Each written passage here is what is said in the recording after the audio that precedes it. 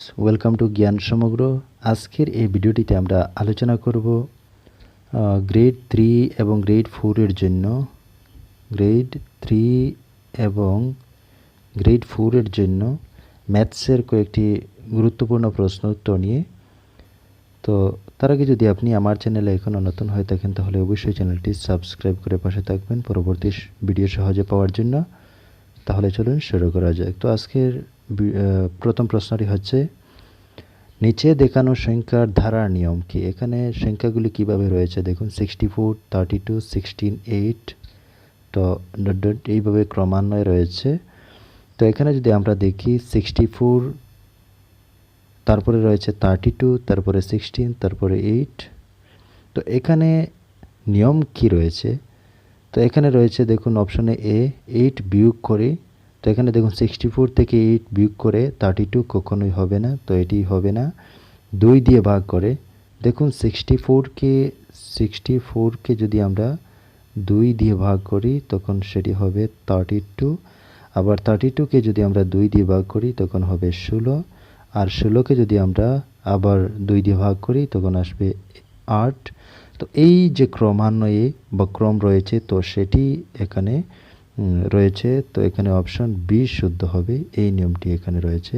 তো প্রত্যেকটিতে 2 দিয়ে ভাগ করা হয়েছে। পরের প্রশ্ন, নিচে দেখানো সমীকরণের অনুপস্থিত মান কত? অনুপস্থিত মান এখানে আমরা দেখছি, এখানে একটি প্রশ্নবোধক চিহ্ন রয়েছে। তো এখানে দেখুন, এখানে রয়েছে সমান চিহ্ন, তার মানে উভয় দিক সমান হতে হবে। তো এখানে ডান দিকে দেখুন কত রয়েছে, 15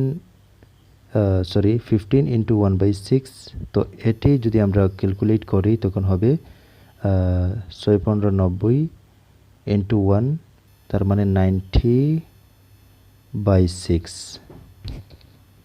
যদি আমরা ইকুয়েলের ডান দিক দেখি তখন হবে 90/6, তার মানে ইকুয়েলের বাম দিকও কি হবে, 90/6 হতে হবে। তো এখানে 6 নিচে রয়েছে, তো 90/6 কীভাবে হবে?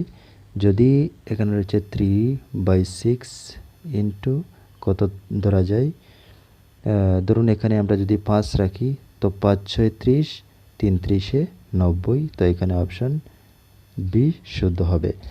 পরের প্রশ্ন,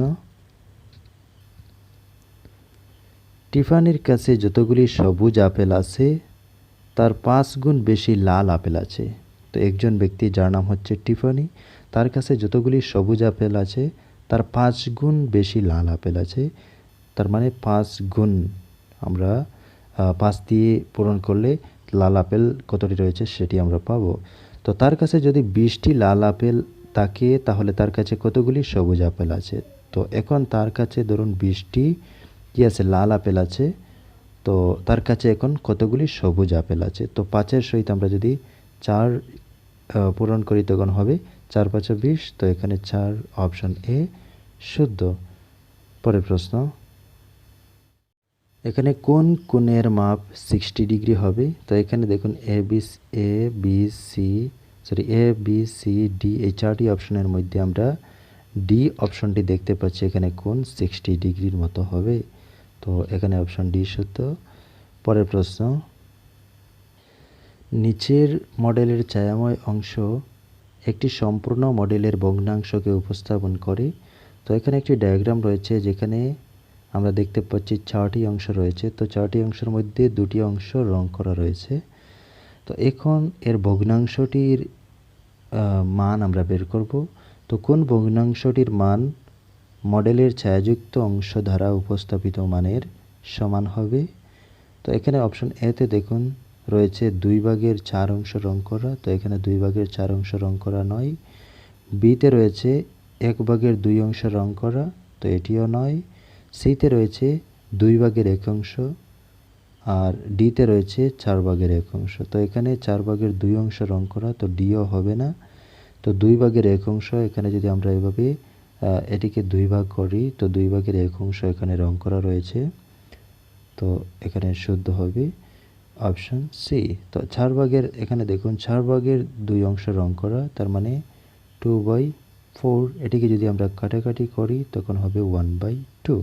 তো অপশন সি এখানে শুদ্ধ। পরের প্রশ্ন,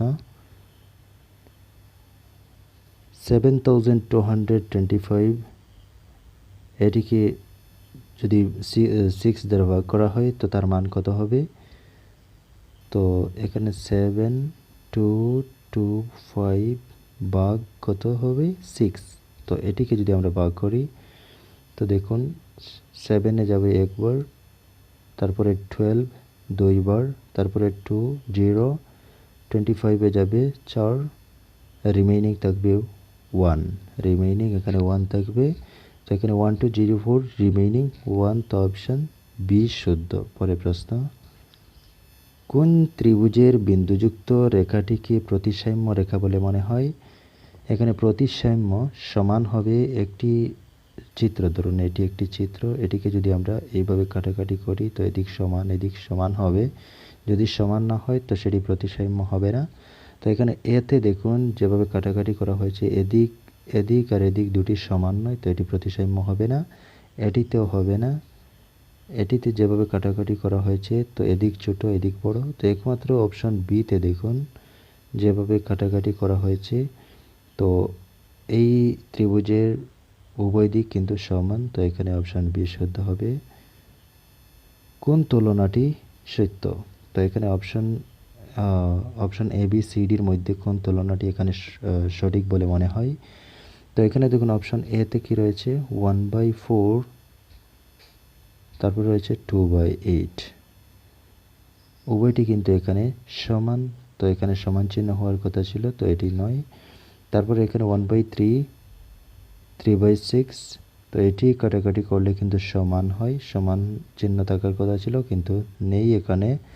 তারপর 3/6, 5/8, এটি কিন্তু সমান নয়, তো এখানে সমান চিহ্ন দেওয়া রয়েছে, তো এটি শুদ্ধ নয়। অপশন ডিতে দেখুন 2/3 আর 4/6, 2/3 ইকুয়াল টু 4/6, যদি এটিকে আমরা কাটাকাটি করি তো কত হবে? 2/3, তো এখানে ইকুয়াল টু দেওয়া সঠিক রয়েছে, তার মানে এখানে অপশন ডি শুদ্ধ।